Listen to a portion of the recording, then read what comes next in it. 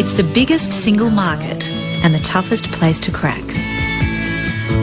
Can you guess where I'm calling from? The Las Vegas Hilton. I know it's hard to hear, it's just the echo on the line. Yes, the first Australian group to really make it in the US was the Little River Band. Their success had a lot to do with manager Glenn Wheatley's faith in his band. I had some terrible rejections. There's a chap called Artie Mogul, who's the president then of UA Records. Artie discovered Bob Dylan, so this man's a legend. I walked in there to present the tape then of Little River Band, and it was one of those situations where he's sitting in his big high chair and he's threaded the tape, and I couldn't see him because he had his back to me by this stage. He pushed the start button, I'm waiting and waiting for the reaction. There's no reaction at all. I'm starting to get very panicky about all of this.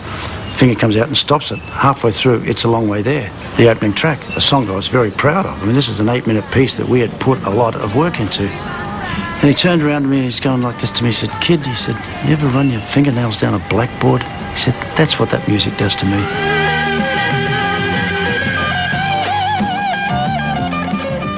Well, I ran out of that office so quick and in such distress because he was the discoverer of Bob Dylan telling me it's like running your fingernails down the blackboard.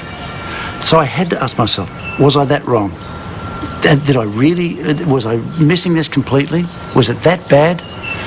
The answer was, I didn't believe it was. And I just sat there in that car park, I gritted my teeth, I said, I'm going to show these guys. Curiosity killed the cat. I'm telling you, I know where it's at. Glenn Wheatley's master plan was to synchronise Little River Band's career at home and overseas. You've got to give it to Little River Band. I mean, you've got to give it to Wheatley.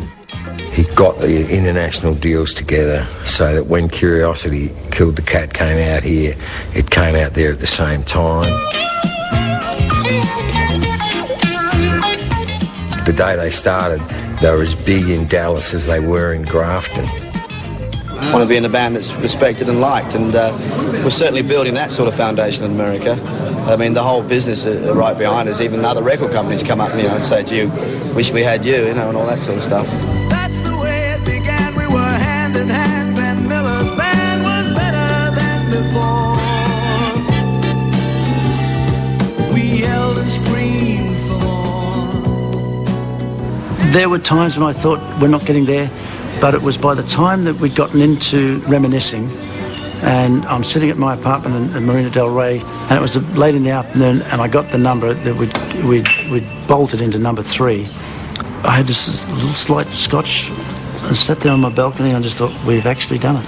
We've actually cracked this market. I mean, I'm now number 3 on that Billboard chart, the Bible of my life, and it was a tremendous feeling, and I knew from there on we wouldn't look back, and we didn't. Reminiscing has become one of the most listened to songs in pop history.